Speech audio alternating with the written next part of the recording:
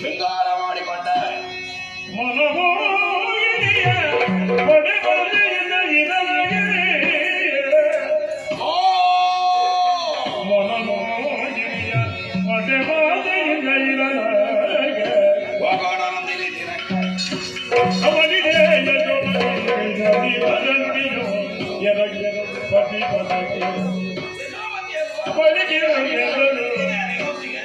ಗಮನವೇ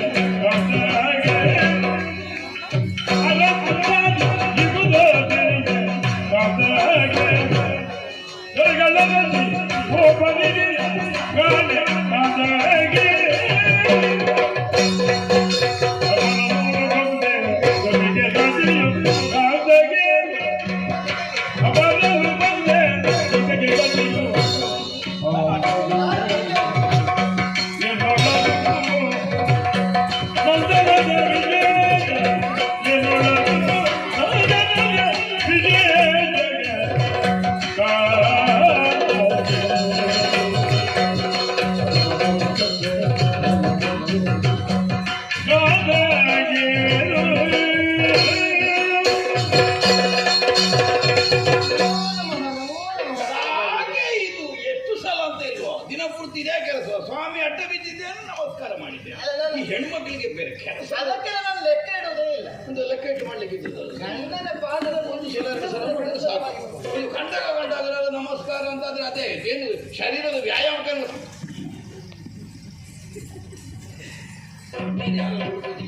ನೀನೇನು ಸುತ್ತಬಾರದು. ನೀನು ಯಾರು ನೋಡುದು ನೋಡು, ನಾನು ಯಾರು ನಾನು ನಿಮ್ಮನ್ನೇ ನೋಡುದು. ನನ್ನದೇನು ಹೊಸತ್ತು ನೋಡುದು. ಹೊಸತಲ್ಲ, ಹಾಗಾದ್ರೆ ಹೇಗೆ ನೋಡುದು? ಎಷ್ಟು ಬರೋಷ ಕಡೆ ಕಳೆದು ಹೋಗಿದೆ. ಯಾವಾಗಲೂ ಅಂದ್ರೆ ತಿರುಗಿ ನೋಡ್ತಾ ಇದ್ದಲ್ಲ. ಹೀಗೆ ನೋಡೋದೆ ಅಂದ್ರೆ ಏನು ಬೆನ್ನು ನೋಡದೆ ಕೆಲಸವ? ಅಲ್ಲ, ಮತ್ತೆ ಹೀಗೆ ನೋಡೋದಂದ್ರೆ ಅರ್ಥ ಇರ್ತದೆ. ಹಾಗಲ್ಲ, ಏನು ಪ್ರತ್ಯಕ್ಷ ಮತ್ತೆ ಚಿತ್ರ ನೋಡ್ತಾ ಇದ್ದಲ್ಲ ನೀನು. ಅಯ್ಯೋ, ಇದು ಚಿತ್ರವನ್ನೇ ಕಂಡ ಹಾಗಾಗ್ತದೆ. ಹೌದಾ? ಹೌದು, ಅದ್ರ ನಿಜವಾಗಿ ಕಾಣುದಿಲ್ಲ ಅಂತ ನನಗೆ ಮದುವೆ ನೆನಪಾಯಿತು. ಹೌದಾ? ಯಾರ ಮದುವೆ? ಬೇರೆ ಯಾರದ್ದು? ನಮ್ಮದ್ದೇ. ಏನು ಒಂದು ಸಂಯೋಗ ನೋಡಿ, ಯೋಗ ಯೋಗ. ಏನು ನನಗೂ ಮದುವೆ ನೆನಪಾಗಿ ಹೊರಟದ್ ನಾನು. ನೀನು ಹೇಳ್ತೀನಿ, ನಿನಗೂ ಮದುವೆ ನೆನಪಾಗಿ. ನೀವು ಅಲ್ಲ, ಮದುವೆ ನೆನಪಾಗಿ ಹೊರಟದ್ದು. ಮದುವೆ ನೀವು ಹೇಳಿದಲ್ಲಿ ಮತ್ತೆಂತದ್ದು? ನಾನು ನಮ್ಮ ಮದುವೆ ನೆನಪಾಯಿತು ಅಂತ ಆಡಿದ್ದು ನಾನು. ನನ್ನ ಮದುವೆ ಹೇಳಿದ್ದು ವಿಷಯ ಅಲ್ಲ, ಹಾಗಲ್ಲ. ಮದುಮಗನ ನೋಡಿದಾಗ ಆಗ್ತದೆ, ನನ್ನನ್ನು ನೋಡುವಾಗ ಅವತ್ತು ನೋಡಿದ ನೆನಪು ಆಗಲಿ. ನಾನು ಅಲಂಕಾರ ಮಾಡಿದ್ದಕ್ಕೆ ಸಾರ್ಥಕ ಆಯ್ತು.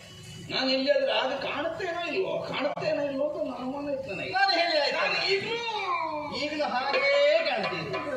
ಮತ್ತೆ ನನಗೆ ನೀವೇ ಮದುಮಗ, ಮತ್ತೆ ಯಾರು? ಅಲ್ಲ, ನಿನಗೆ ಮಾತ್ರ ಅಲ್ಲ, ಈಗ ನಿನಗೆ ಮಾತ್ರ ಮದುಮಗನ, ಎಲ್ಲರಿಗೂ ಮದುಮಗನ. ಅಯ್ಯೋ, ಹಾಗೆ ನನ್ನ ಮದುಮಗನ ಹಾಗೆ ಊರವರ ಕಣ್ಣವರ ಕಣ್ಣಿಗೆ ಬಿದ್ದರೆ ಆಯ್ತು.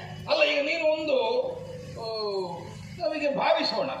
ಈಗ ನೀನು ನನ್ನನ್ನು ಮದುವೆ ಆಗಲಿಲ್ಲ ಅಂತ ತಿಳ್ಕೊ. ಅಲ್ಲ, ಹಾಗಲ್ಲ, ಆಗಿದ್ದಿ. ಆಗ್ಲಿಲ್ಲ ಅಂತ ಅಲ್ಲ, ಹಾಗಲ್ಲ. ಹೇಗೆ ನನ್ನನ್ನು ನೋಡೋದು ಒಂದು ಹುಡುಗಿ ಬಂದಾಳ.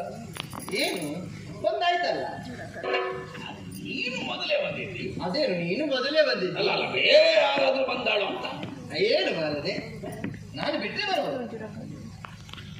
ನಾನು ಆಯ್ತು ಅಂತ ಹೇಳಿದ್ರೆ ಬರ್ಬೋದು.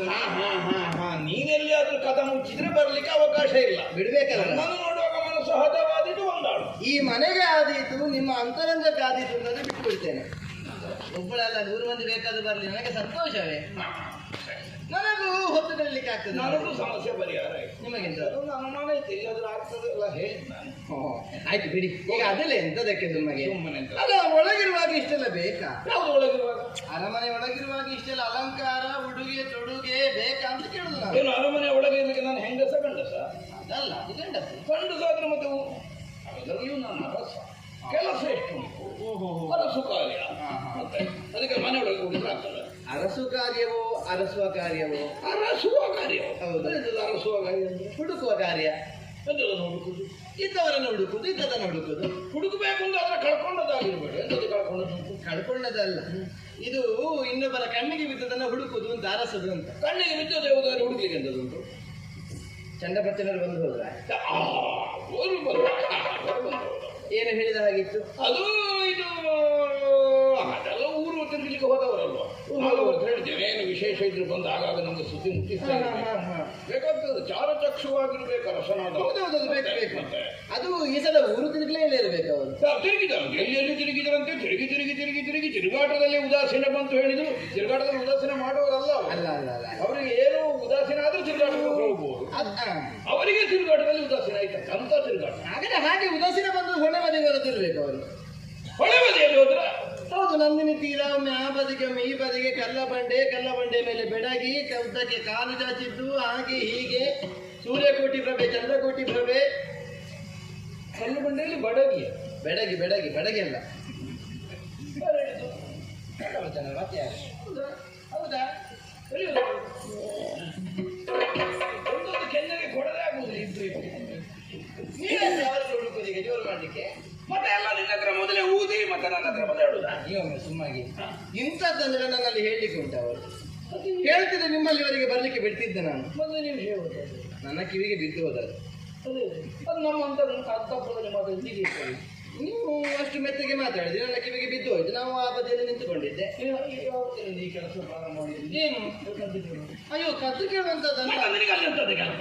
ನಾವು ಒಳಗೇನು ಮಾತಾಡ್ತಾ ಇರೋದು ಕಿವಿಗಳು. ನನಗೆ ಅಷ್ಟು ವಿಶ್ವಾಸ ಇಲ್ಲ. ಎಂತದ್ದು ಗದರಿಸುದು? ಮತ್ತೆಂತದ್ದು? ನಾನು ನಿಮ್ಮಲ್ಲೇ ಮಾತಾಡ್ಬೇಕು ಅಂತ ಬಂದದ್ದು. ಗಂಡನಲ್ಲಿ ಹೆಂಡತಿ ಮಾತಾಡ್ಲಿಕ್ಕಿಲ್ವಾ? ಅದು ಉಂಟು. ಆದ್ರೆ ಬರುವ ಮುನ್ನವೇ ಅವರು ಬಂದದ್ದು ಗೊತ್ತಾಯ್ತು. ಇನ್ನು ರಾಜಕೀಯ, ರಾಜನ ವ್ಯವಹಾರ, ತುಂಬಾ ಹೆಣ್ಣು ಮಕ್ಕಳು ಎಂತದಕ್ಕೆ ಮುಗು ತೋರಿಸುವುದು ಅಂತ ಅರ್ಥಕ್ಕೆ ನಿಂತಿದ್ದೆ. ನೀನು ನನ್ನಲ್ಲಿ ಮಾತನಾಡುವ ಕಾರಣಕ್ಕಾಗಿ ಬಂದವಳು. ಬರೋದಕ್ಕಿಂತ ಮೊದಲೇ ಪ್ರಚಂಡದಲ್ಲಿ ಮಾತಾಡ್ತಾ ಇದ್ರು. ಇನ್ನು ಅವರದ್ದು ಮುಗಿಯದೆ ನಾನೇ ಯಾಕೆ ಒಳಗೆ ಹೋಗ್ಲಿ ಅಂತ ನೀನು ಅಲ್ಲೇ ನಿಂತೆ. ಒಮ್ಮೆ ಮುಗಿಸಿ ಹೋಗ್ಲಿ ಅಂತ ನಾನು ಅಲ್ಲೇ ನಿಂತಿದ್ದೆ. ಹಾಗಾದ್ರೆ ಕಿವಿಗೆ ಬಿತ್ತು. ಅಲ್ಲ, ಅವ್ರು ಹೇಳಿದಷ್ಟು ಕೇಳಿದೆ. ಎರಡು ಅಡಗಿಸಲಿಕ್ಕೇನಿಲ್ಲ. ಅಲ್ಲ, ಇದು ನಾನೇ ನಿನ್ನಲ್ಲಿ ಹೇಳುವ ಅಂತ ಇದ್ದೆ. ದಾರಿಯಲ್ಲಿ ಸಿಕ್ಕಿದ್ರೆ ಹೇಳ್ತಿದ್ರೆ. ಅಲ್ಲ, ಆಗಲ್ಲ. ಮತ್ತೆ ನೀನೇನು ಕಾರ್ಯಾವಸರದಲ್ಲಿ ಎಂತದಕ್ಕೊಮ್ಮೆ ಹುಡುಗಿ ನೋಡಿ ಬರುವಂತ ನಾನು ಹೋಗಿ ಬಂದ ಮೇಲೆ ಹೇಳುವ. ಹೋಗಿ ಕರ್ಕೊಂಡು ಮೇಲೆ ಹೇಳಿಕ್ಕಿಲ್ಲ. ಆಯ್ತು ಬಿಡಿ, ಸುಮ್ಮಗೆ ನಾನು ಎಂತದಕ್ಕೆ ಆಗಿ ಬನ್ನಿ ಹೋಗುವ. ಇಲ್ಲಿಗೆ ಹೊಳೆ ಬದಿಗೆ. ಎಂತದಕ್ಕೀಗ ಹುಡುಗಿ ನೋಡ್ಲಿಕ್ಕೆ. ಯಾರಿಗೆ? ನಿಮಗೆ. ಇದೊಂದು ಒಳ್ಳೆ ಕಥೆ ಕೇಳಿ ನಾನು. ಎಲ್ಲಿಯಾದ್ರೂ ಹುಡುಗಿ ನೋಡ್ಲಿಕ್ಕೆ ಹೋಗೋ ಮೊದಲ ಹೆಂಡತಿ ಕರ್ಕೊಂಡು ಹೋಗ ಇಲ್ವಾ? ಒಂದು ವೇಳೆ ಬರುವುದಕ್ಕೆ ನಿನ್ನನ್ನು ನೋಡಿದ ಮೇಲೆ ಅವಳು ಬಂದಾಳ. ಬರದಿದ್ರೆ ಒಳ್ಳೆದಾಯ್ತಲ್ಲ. ನನಗೆ ನಷ್ಟ ಆಯ್ತಲ್ಲ. ಹಾಗೆ ಅಲ್ಲ, ನಾವೊಂದು ಹೊಸ ಪರಂಪರೆ ಆರಂಭ ಮಾಡುವ. ಏನು ಅಂತ? ಅದೇ ಗಂಡ ಹೆಂಡತಿ ಒಟ್ಟು ಜೊತೆಯಾಗಿ ಹೋಗಿ ತನ್ನ ಗಂಡನಿಗೆ ಇನ್ನೊಂದು ತನ್ನ ಸವತಿ. ಬೇಕಾದ್ರೆ ನಾನು ಮೊದಲು ನೋಡ್ತೇನೆ, ಮತ್ತೆ ಅಗತ್ಯವಿದ್ರೆ ನಾನು ಕರ್ಕೊಂಡು ಹೋಗ್ತೇನೆ. ಇಲ್ಲ, ನಿಮಗೆ ಇತ್ತೀಚೆಗೆ ನನ್ನಲ್ಲಿ ಗಮನವೇ ಇಲ್ಲ. ನಾನು ಹೇಳಿದ್ದು ಮತ್ತೆ ಈ ಕಡೆಗೆ ಆಸಕ್ತಿ ಕಡಿಮೆ ಆದದಕ್ಕೆ ಆ ಬದಿಗೆ ಆಸಕ್ತಿ ಹೆಚ್ಚಾದದ್ದು ಅಂತ ಹೇಳುದು ನಾನು. ಏನು ಕೂತು ದಪ್ಪಗೆ ಬಿದ್ದಿದೆ ನಾನು. ಮುಖದ ಚರ್ಮ ಸುಕ್ಕು ಗಟ್ಟಿದ, ಕೂದಲು ಬೆಳ್ಳಗಾಗಿದ, ನೀರು ಇರಬೇಕು. ಮನೆಯಲ್ಲಿ ಕೊಡ ಹಾಲು ಕೊಡುವ ಕಾಮದೇನಿರುವಾಗ ಒಬ್ಬ ಬರಡು ದನವನ್ನು ಹುಡುಕಾಡ್ತಾ ದೇಶ ಸಂಚಾರ ಹೋಗ್ತಾನೆ ಅಂತ ಹೇಳಿದ್ರೆ ಏನು ಅನ್ನಬೇಕು ಅವನನ್ನ? ನಾನು ಹೇಳುದಿಲ್ಲ. ಅದೇ ನಿಮ್ಮನ್ನು ಹಾಗೆ ನಾನು ಹೇಳಲಿಕ್ಕಿಲ್ಲ. ಮತ್ತೆ ನನ್ನಲ್ಲಿ ಏನು ಕೊರತೆ ಉಂಟು ನೀವು ಆ ಕಡೆಗೆ ಹೊರಟದ್ದು? ಓ, ನಿನಗೆ ರಸಿಕರ ಹೃದಯವೇ ಅರ್ಥ ಅಲ್ಲ.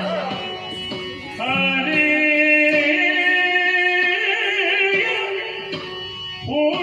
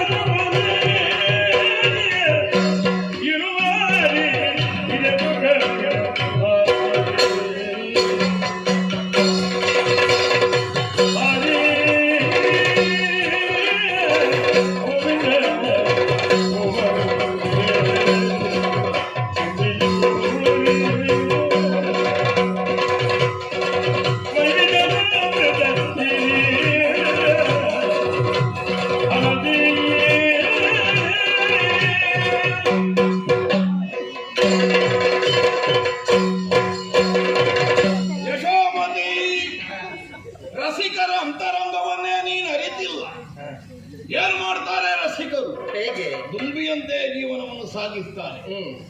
ಹೂವಿಂದ ಹೂವಿಗೆ ಹಾರಿ ಕೊಂಡಿಯೂರಿ ವೈವಿಧ್ಯದ ಅಮೃತವನ್ನು ಹೀರಿ ಹೇಗೆ ದುಂಬಿಯೊಂದು ತನ್ನ ಜೀವನವನ್ನು ಮುನ್ನಡೆಸ್ತದೆ, ತದ್ರೀತಿಯಲ್ಲಿ ರಸಿಕರಾದವರು ಹಾಗೆ ಕೇವಲ ಹೆಣ್ಣೊಬ್ಬಳಿಂದ ಸುಖವನ್ನು ಅನುಭವಿಸಲಿಕ್ಕೆ ಪೂರ್ಣ ತೃಪ್ತರಲ್ಲ. ಮತ್ತೆ ಅಲ್ಲಿ ಹೊಡೆಬದಿಯಲ್ಲಿ ಹೊಸದಾದಂತಹ ಒಬ್ಬಳಾಕೆ ಹುಡುಗಿ ಇದ್ದಾಳೆ ಅನ್ನುವ ವರ್ತಮಾನವನ್ನು ಕೇಳಿದ ಕ್ಷಣದಲ್ಲೇ ಒಮ್ಮೆ ನೋಡಿ ಬಿಡೋಣ ಅನ್ನುವಂತಹ ಉತ್ಸಾಹ ಬರುವುದಕ್ಕೆ ಕಾರಣವಾದದ್ದು ನಮ್ಮಲ್ಲಿರುವ ರಸಿಕತನವೇ ಹೊರತು ನಿನ್ನಲ್ಲಿರುವ ಹೊರತನವೇ. ರಸಿಕರ ಭಾವ. ಹೌದೌದು. ಮಧುಕರ ವೃತ್ತಿ. ಮಧುಕರದ್ದಲ್ಲ. ಗೊತ್ತಾಯ್ತು. ಹಾರಿ ಹೂವಿಂದ ಹೂವಿಗೆ ಅಲ್ಲೇ ಕುಡಿದ್ರೆ ಕತೆ ಬೇರೆ ಆಗ್ತಿದೆ ಮಗುವೆ.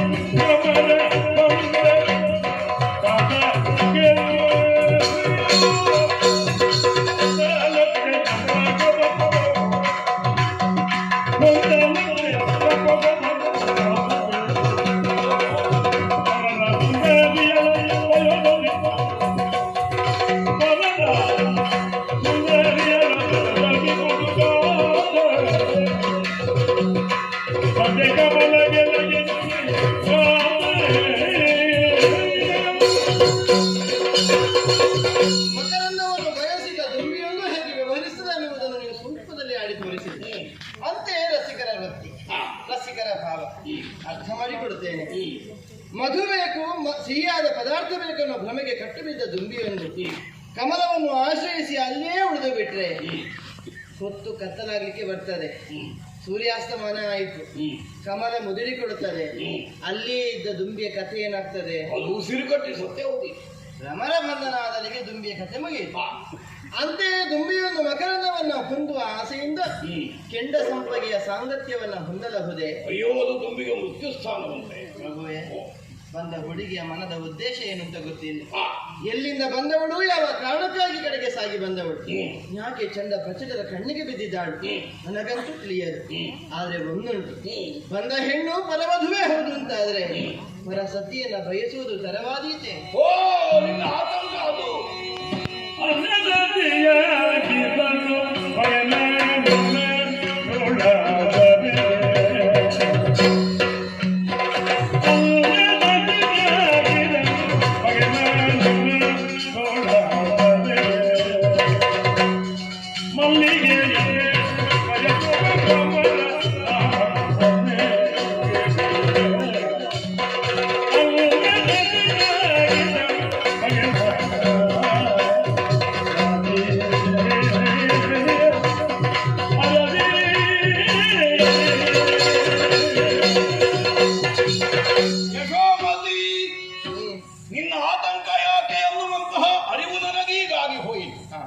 ಪರವಧುವನ್ನು ಅಪೇಕ್ಷಿಸಿ ಹೋದರೆ ನಮ್ಮ ಅವನತಿಗದು ಕಾರಣವಾಗುತ್ತದೆ ಅಲ್ವೇ? ಬಹುದೇನೆ ಅಪಧೈರ್ಯ ಬಂತೇನೆ ನನ್ನ ಬಗ್ಗೆ. ಬಂದು ಹೋಯಿತಷ್ಟೇ. ಈ ತನಕ ಪರವಧುಗಳ ಬೇಟೆಯನ್ನಾಡಿದಂತಹ ನಿದರ್ಶನವಿದೆಯೇ ನನ್ನ ಬದುಕಿಗೆ? ಇಲ್ಲ ಪ್ರಭುವೆ. ಸಂಧ್ಯಾ ಕಮಲದ ಮೇಲೋ ಕೆಂಡ ಸಂಪಗೆಯ ಮೇಲೋ ಮುಗಿ ಬೀಳುವ ಹುಚ್ಚು ಭಂಡುಳಿ ಎಂದು ನನ್ನನ್ನು ಭಾವಿಸಬೇಡ. ಇಲ್ಲ, ಆಗ ತಾನೇ ಅರಳಿ ನಿಂತಹ ನವಮಲ್ಲಿಕಾ ಮಕರಂದವನ್ನು ಆಸ್ವಾದಿಸುವ ಆರೋಗ್ಯಪೂರ್ಣವಾದಂತಹ ಮನಸ್ಸನ್ನು ನಾನು ಹೊಂದಿದವ. ಹೋಗಿ ನಂದಿನಿ ತೀರದಲ್ಲಿರುವ ಹುಡುಗಿಯನ್ನು ವಿಚಾರಿಸ್ತೇನೆ. ಅವಳಿಗೆ ಒಪ್ಪಿಗೆ ಇದ್ದರೆ ಮಾತ್ರ ಕರೆತರ್ತೇನೆ. ಅಲ್ಲದೆ ಹೋದ್ರೆ ನೇರವಾಗಿ ನಿನ್ನ ಬಳಿಗೆ ಬಂದು ನಿನ್ನ ತೋಳಾಸರೆಯಲ್ಲಿ ಬೇಕಾದ ಸುಖವನ್ನು ಕಾಣ್ತೇನೆ. ಹೋಗಿ ನಿಮ್ಮ ಸಂತೋಷಕ್ಕೆ ನಾನು ಅಡ್ಡಿಯಾಗುವುದಕ್ಕೆ ಉಂಟೆ.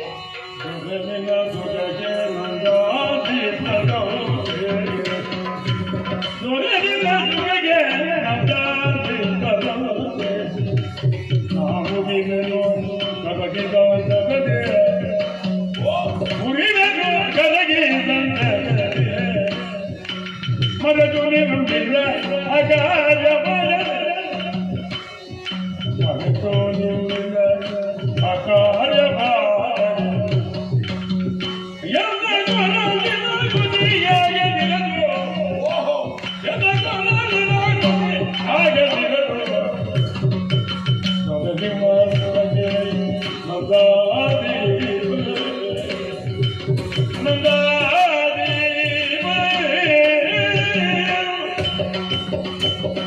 ಪ್ರಭುವೇ, ಹೆಣ್ಣು ಸಂಸಾರದ ಕಣ್ಣು, ಉಭಯ ಕುಲ ದೀಪ ಕಣ್ಣು. ಮದುವೆಯ ಮುನ್ನ ತಂದೆ ತಾಯಿ ಬಂಧು ಬಳಗ, ಮದುವೆ ಬಳಿಕ ಗಂಡ ಮಕ್ಕಳು ತುಂಬು ಸಂಸೋರದ ವ್ಯಾಮೋಹ, ಒಂದರ್ಥದಲ್ಲಿ ಹೊತ್ತಿನ ಮೇಲಿಸಿದ ದೀಪದಂತೆ ಉರಿಯುವ ಹಣತೆ ಎರಡೂ ಬದಿಗೂ ಸರಿಯಾಗಿ ಹೇಗೆ ಬೆಳಕನ್ನು ಚೆಲ್ತದೆಯೋ ಅಂತೆಯೇ ಹೆಣ್ಣಾದವಳ ಬದುಕು ನಿಮ್ಮ ಇಹಪರದ ಉತ್ಕರ್ಷೆಗೆ ಬೇಕಾಗಿ ನನ್ನ ಈ ಬದುಕು ಸಾಧನವಾಗಲಿ. ನಂದ ದೀಪದಂತೆ ಉರಿದು ಕರಗಿ ಹೋಗಲಿ, ನನಗದರಿಂದ ಸಂತೋಷ ಉಂಟು ಪ್ರಭುವೆ. ಆದರೆ ಒಂದು ಮರೆತು ನಿಮ್ಮಿಂದ ಕಾರ್ಯವಾದರೆ ಮತ್ತೆ ನನಗೆ ಉಳಿಯುವುದು ಒಂದೇ ದಾರಿ, ನನ್ನ ಸಾವು. ಏನಾದ್ರೂ ಬಾಯಿಗೆ ಬಂದದ್ದನ್ನೆಲ್ಲ ಆಡುವುದ? ಗೃಹದಲ್ಲಿ ಅಸ್ತು ದೇವತೆಯ ವಾಸ್ತವ್ಯವಿದೆ ಅಂತ ಒಂದು ನಂಬುಗೆ ಇದೆ. ಸದಾಕಾಲ ಅಸ್ತು ವಸ್ತು ಅನ್ನುತ್ತಾ ಇರ್ತದಂತೆ. ನಾವೇನಾದ್ರೂ ಹೇಳುವ ಸಮಯಕ್ಕೆ ಅದರ ಅಸ್ತು ಬಂದು ಸೇರಿದರೆ ತಪ್ಪಾಯಿತು. ಹೇಳುವುದಿಲ್ಲ. ಸರಿ, ಹೊರಟಿದ್ದೀನಿ, ನಾನು ಕಳುಹಿಸಿಕೊಡ್ತೇನೆ. ನಂದಿನಿ ತೀರವನ್ನು ಸೇರಿ ಆಗ್ತದೆ.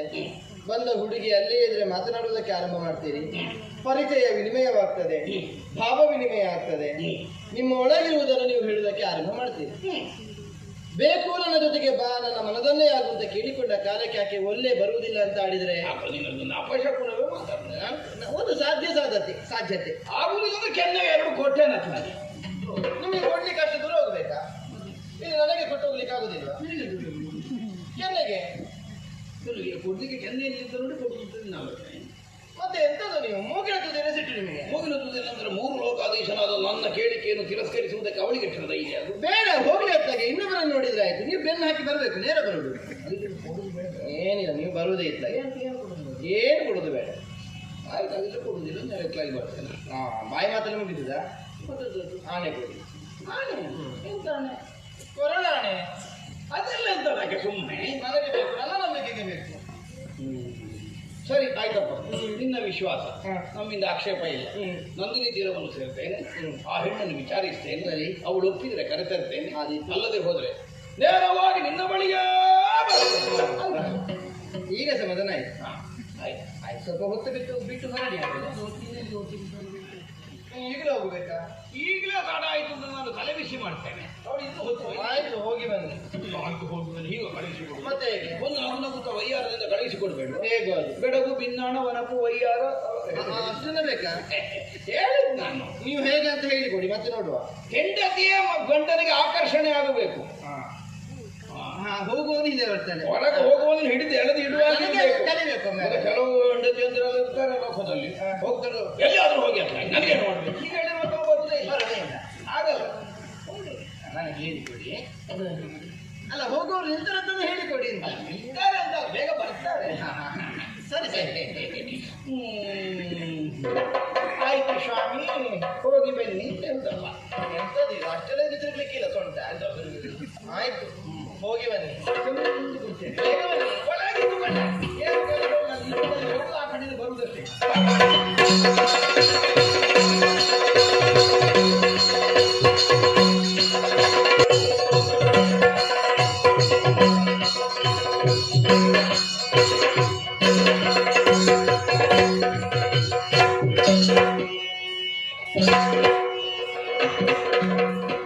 ದೊಡ್ಡ ಬಂಡಿ ಅಲ್ಲ, ಇದಕ್ಕೆ ದೊಡ್ಡ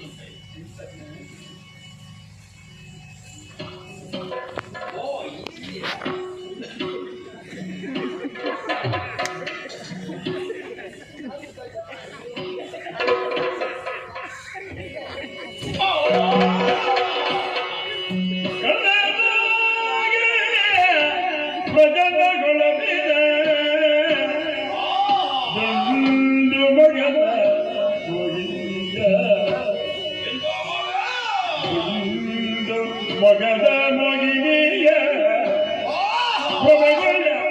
ಮಗದ ಮಗಿನ ಆ ಬಂದ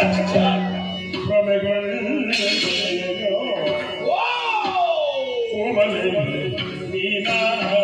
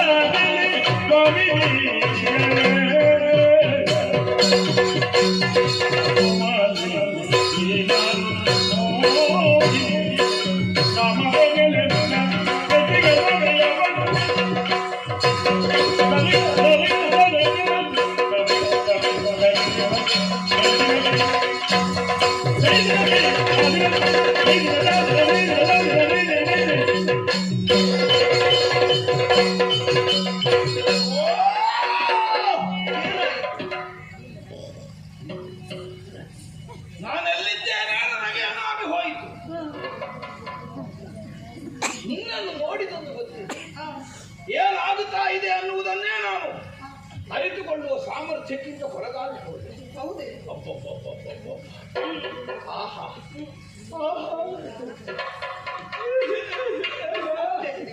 ನಿನ್ನ ಸಂತೋಷ, ನಿನ್ನ ಹಣೆ ಹುಬ್ಬು ಮೂಗು ಕಣ್ಣು ಬೆರಳು ಕೊರಡು ಸೊಂಟ ಕಟ್ಟ ಎಲ್ಲ ಹೇಳಿದ್ ನಾನು. ಒಂದೊಂದನ್ನು ನೋಡುವಾಗಲೂ ದೃಷ್ಟಿಯನ್ನು ತೆಗಿಲಿಕ್ಕೆ ಮನಸ್ಸಾಗುವುದಿಲ್ಲ. ಚಂದ ಇದ್ದಾರಪ್ಪ ಈ ಪ್ರಪಂಚದಲ್ಲಿ ಅನೇಕರಿದ್ದಾರೆ, ಆದ್ರೆ ಇದೆಂತ ಚಂದ ಇದು, ಚಂದದ ಮುದ್ದೆ ಹಾಗೆ. ಓ ಕೋಮಲೆ, ಓ ಕಾಮಿನಿ, ಓ ಭಾಮಿನಿ. ಒಂದು ವಾರ್ಧಕ ಬರುವುದು ಬೇಡ, ಆ ವಾರ್ಧಕ ಬರುವುದಕ್ಕೆ ನಮ್ಮಲ್ಲಿ ಒಂದು ಕಂದ ಆದರೆ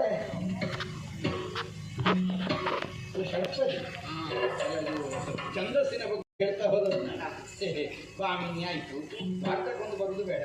ವಾರ್ಧಕ ಬರುವುದಕ್ಕೆ ಮತ್ತೆ ಕಂದ ಆದರೆ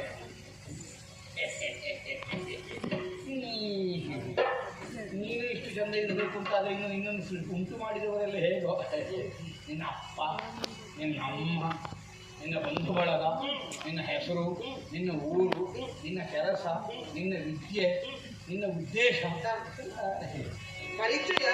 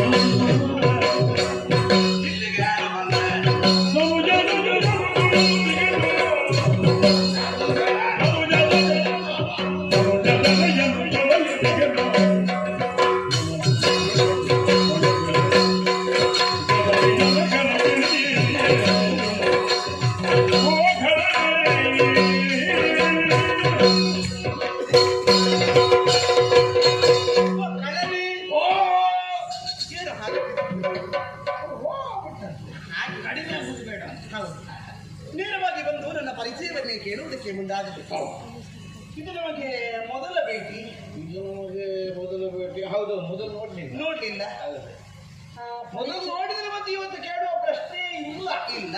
ಮೊದಲೇ ಪರಿಚಯ ಆಗುತ್ತಿತ್ತು. ನೋಡಿದವರು ನಾನು ಹಾಗೆ ಬಿಟ್ಟೋಗ್ಲಿಕ್ಕಿಲ್ಲ.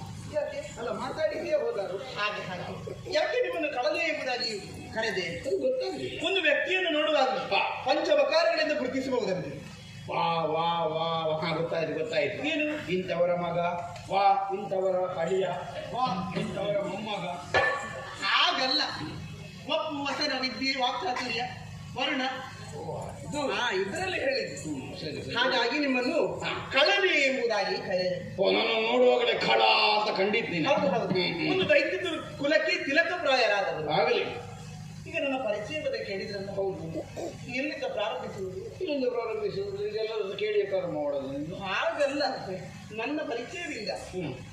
ಅಪ್ಪ ಅಪ್ಪ ಅಪ್ಪ ಗೋವಿಂದ, ಗೋವಿಂದನ ಮಗಳಲ್ಲ. ಅದು ಅಪ್ಪ ಗೋವಿಂದ ಅಂದ್ರೆ ಗೋವಿಂದನ ಮಗಳ. ಹಾಗಲ್ಲ, ಈ ಲೋಕ ಬಿಟ್ಟು ಪರಲೋಕವನ್ನು ಸೇರಿದ್ದಾರೆ. ಓ, ಅಪ್ಪ ಗೋವಿಂದ ಹೆಸರಲ್ಲ, ಗತಿ. ಅಮ್ಮ ಅಮ್ಮ ಅಮ್ಮ ಗೋವಿಂದ. ಅಮ್ಮನ ಗೋವಿಂದ, ಅಮ್ಮ ಗೋವಿಂದ ಆಗಿದೆ. ಅಮ್ಮ ಗೋವಿಂದಿ ಇರ್ಬೋದು. ಹಾಗಲ್ಲ,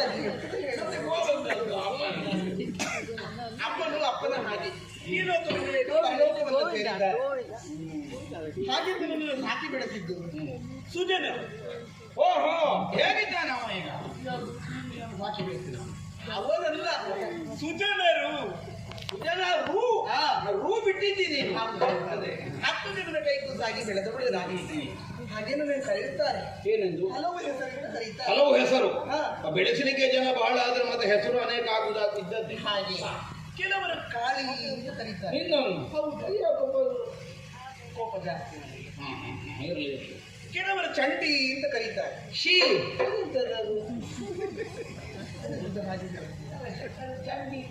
ಯಾಕೋ ಚಂಡಿಯ ಚಂಡಿ. ಕೆಲವು ಕಡೆ ಹಾಗೆ ಹೇಳ್ತಾರೆ, ಚಂಡಿ ಚಂಡಿ. ಒಳ್ಳೆ ಚಂಡಿ ಬಾರಿ ಸಾಮಾನ್ಯ. ಇನ್ನು ಕೆಲವರು ಭೈರವಿ ಅಂತ ಕರೀತಾರೆ. ನಿನ್ನನ್ನು ಹೌದು. ಎಂತ ಭೈರವಿ?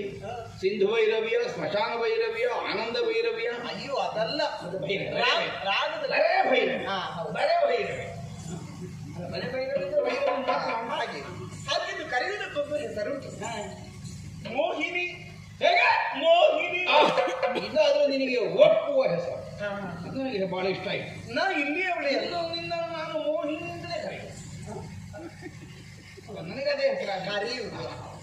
ನಾ ಇಲ್ಲೇ ಇರುವವಳಲ್ಲ. ಮತ್ತೆ ಮೊನ್ನೆ ಎಲ್ಲೋ ಇದ್ದೆ, ನಿನ್ನೆಲ್ಲೋ ಇದ್ದೆ, ಹ್ಮ್. ಇವತ್ತು ಇಲ್ಲಿದ್ದೇನೆ, ನಾಳೆ ಇನ್ನೆಲ್ಲೋ. ದಿವಸಕ್ಕೊಂದು ಕಡೆ. ಹೌದು ಹೌದು. ದಿವಸಕ್ಕೊಂದು ಕಡೆ ತಿರುಗಾಟದಲ್ಲಿರುವವಳಲ್ಲ. ಹಾಗೆ ಹೀಗೆ ತಿರುಗಾಟ ಮಾಡಿಕೊಂಡು ಬರುವ ಅಂತ. ಅದನ್ನು ಸಾಕಿದವರು ತೆಗೆದಿರ್ಬೋದು. ಆಹ, ನಾ ಹೋಗುವಾಗ ಒಂದೊಂದು ಸ್ಥಳಕ್ಕೆ ಎಲ್ಲರೂ ಹೇಳೋದು ಹೇಗೆ? ಅಮ್ಮ, ಓ ಭಾಗ್ಯದ ಲಕ್ಷ್ಮಿ, ನಮ್ಮ ಮನೆಗೆ ಬಾರಮ್ಮ ಅಂತ ಕರೀತಾರೆ. ಭಾಗ್ಯದ ಲಕ್ಷ್ಮಿ ಅಂತ ಹೇಳದಿದ್ದಾರೆ. ಬರುವಾಗಲೇ ಅಪ್ಪನನ್ನು ಅಮ್ಮನನ್ನು ಇಬ್ಬರನ್ನು ತಿಂದು ಮುಗಿಸಿಯೇ ಬಂದದ್ದು ಭಾಗ್ಯದ ಲಕ್ಷ್ಮಿ. ಅಲ್ಲ, ಹೇಳೋದನ್ನು ಹೇಳಿದ್ದು. ಈ ವರ್ಷ ಇದೇ ಸ್ಥಳಕ್ಕೆ ಇಷ್ಟೇ ಸಮಯಕ್ಕೆ ಬಂದಿದ್ದಿ, ಬರುವ ವರ್ಷವು ಇಷ್ಟೇ ಸ್ಥಳಕ್ಕೆ ಇಷ್ಟೇ ಸಮಯಕ್ಕೆ ಬಾ, ಆ ವರ್ಷ ಬಾ, ವರ್ಷ ಬಾ ಅಂತ ಕರೆಯುವವರು ಇದ್ದಾರೆ. ಹಾಗೆ ಇಲ್ಲೇ ಕುಳಿತಿದ್ದವಳು ನೀವು ಬಂದ್ರಲ್ಲ. ಹೌದು. ಯಾರಂತ ಪರಿಚಯ ಸಿಗ್ಲಿಲ್ಲ ನನಗೆ. ಬಾಲೆ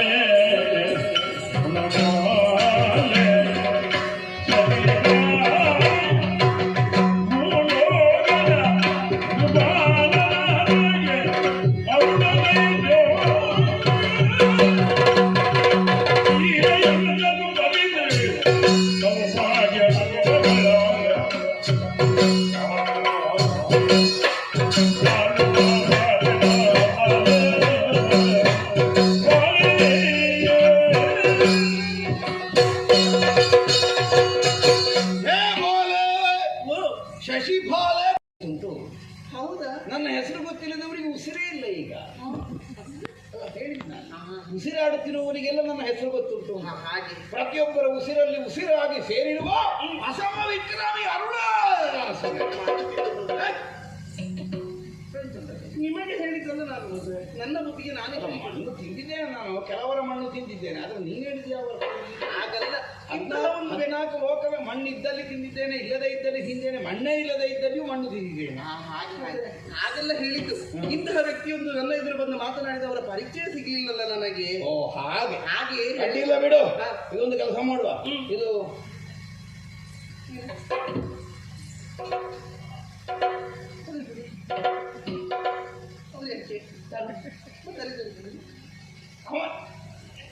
ಅವರಿಗೆ ಈ ಪ್ರಸಂಗದಲ್ಲಿ ಎಂಥದ್ದು ಇಲ್ಲ ಕೆಲಸ. ಇವರೇ ಚಪ್ಪಾಳಿ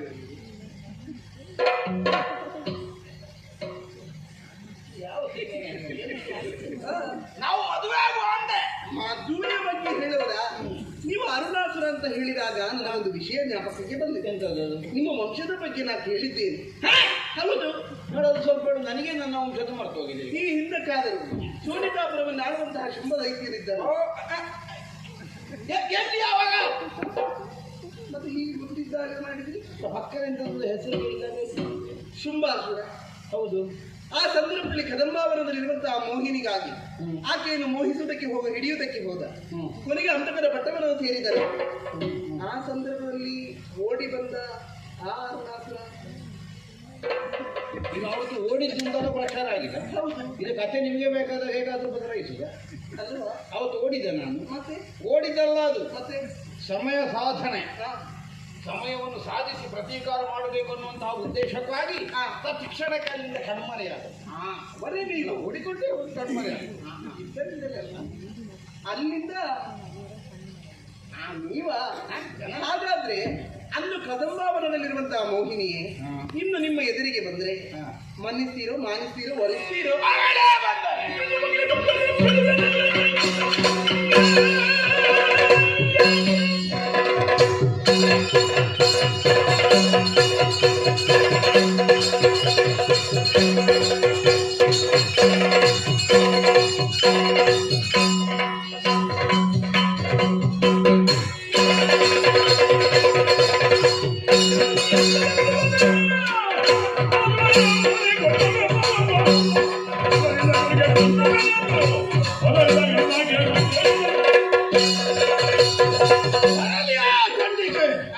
ಅವಳೊಂದು ಬಲಾತ್ಕಾರದಿಂದಲಾದರೂ ಸರಿ ಮದುವೆ ಆಗ್ತೇನೆ.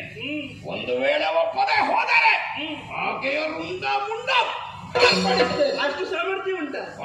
ಬಂದಿದ್ದಾಳೆ ಇಲ್ಲಿಗೆ, ಎಲ್ಲಿ ಹೋಗುತ್ತೆ ಏನು ಮಾಡುತ್ತೆ ಎಲ್ಲವನ್ನು ನೋಡುತ್ತಾ ಇದ್ದಾಳೆ. ಎಲ್ಲಿದ್ದಾಳೆ? ಅಂದು ಕದಂಬಾವನಂತಹ ಮೋಹಿನಿ ನಾನೇ ಸಾಮರ್ಥ್ಯ ಹಿಡಿಬ.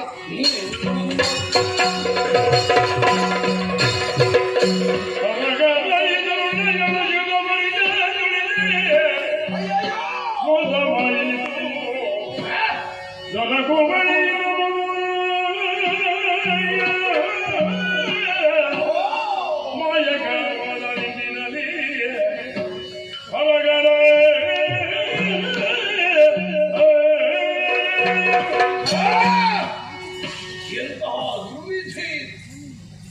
ಕೈಗೆ ಬಂದ ತುತ್ತು ಬಾಯಿಗೆ ಬಾರದೆ ಹೋಯಿತು ಅನ್ನುವಂತಹ ನಾಣ್ಣುಡಿಯಂತೆ ಆಗಿ ಹೋಯಿತಲ್ಲ ನನ್ನ ಬದುಕು. ಯಾವಳ ಮೇಲೆ ಪ್ರತೀಕಾರ ಭಾವವನ್ನಿರಿಸಿ ಒಡೆಯನ ಮರಣದ ದ್ವೇಷವನ್ನು ತೀರಿಸುವಂತಹ ಉದ್ದೇಶಕ್ಕಾಗಿ ಈ ತನಕ ನಾನು ಸಮಯವನ್ನು ಕಾದನು. ಅವಳೇ ನನ್ನ ಕಣ್ಣ ಮುಂಭಾಗದಲ್ಲಿ ಕಾಣಿಸಿದರು. ಕೈಗೆ ಅಟಕುವಷ್ಟು ಸನಿಹದಲ್ಲಿದ್ದರು. ಪ್ರತೀಕಾರವನ್ನು ಮಾಡುವಲ್ಲಿ ಅಸಮರ್ಥನಾಗಿ ಹೋದನಲ್ಲ ನಾನು. ನನಗಿಲ್ಲಿ ಅರಿವು ಬರಬೇಕು. ನಗುನಗುತ್ತಾ ಮಾತನಾಡಿ ಅನಾಥನು ತಾನು ಅನ್ನುವುದನ್ನು ನನ್ನ ಮನದಲ್ಲಿ ವಿಷಾದಪೂರ್ವಕವಾಗಿ ಅಚ್ಚೊತ್ತುವಂತೆ ಮಾತಾಡಿ ನನ್ನ ಕಣ್ಣ ಮುಂಭಾಗದಿಂದ ಮರೆಯಾಗಿಯೇ ಹೋದಳಲ್ಲ. ಹಾಗಿದ್ರೆ ಬಂದದ್ದು ನನ್ನನ್ನು ರಂಜಿಸುವ ಉದ್ದೇಶಕ್ಕಾಗಿ ಅಲ್ಲ. ನನ್ನ ಮನಸ್ಸಿನಲ್ಲಿ ಮತ್ತಷ್ಟು ನೋವನ್ನು ಅಧಿಕಗೊಳಿಸುವಂತಹ ನಿರ್ಣಯದಿಂದ ಬಂದಿದ್ದಾಳೆ ಎನ್ನುವುದು ಸ್ಪಷ್ಟ. 14 ಲೋಕಗಳ ವಿಭುವನ್ನಿಸಿಕೊಂಡೆ, ದೇವತ್ವವನ್ನೇ ಸಂಪಾದಿಸಿದೆ. ಆದರೆ ನಾಳೆ ಕಂಡವರು ಏನು ಹೇಳಿ ಅವಳು ಏನು ಅರುಣಾಸುರ ಹುಂಬನಾಗಿ